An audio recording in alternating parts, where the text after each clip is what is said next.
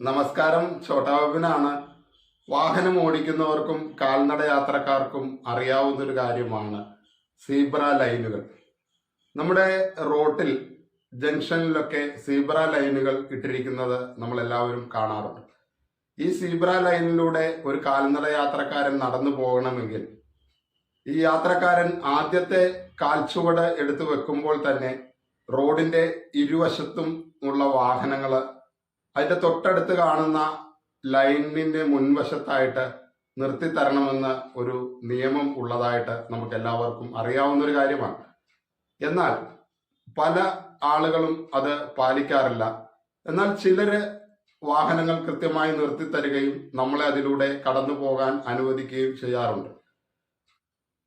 പലരിലും അത് എന്തുകൊണ്ടാണ് അങ്ങനെ ചെയ്യാത്തത് എന്ന് ചോദിച്ചാൽ അതിനെ കുറിച്ച് വ്യക്തമായ ഒരു അറിവും കാഴ്ചപ്പാടും അവർക്കില്ലാത്തത് കൊണ്ടാണ്. ഒരു ആൾ സഞ്ചരിക്കുന്ന സമയത്ത് ആദ്യ ചുവട് ആദ്യത്തെ ലൈനിലേക്ക് എടുത്ത് വെക്കുമ്പോൾ തന്നെ നിങ്ങളുടെ വാഹനം രണ്ടു വശത്തും നിർത്തിത്തരണം എന്നുണ്ട്.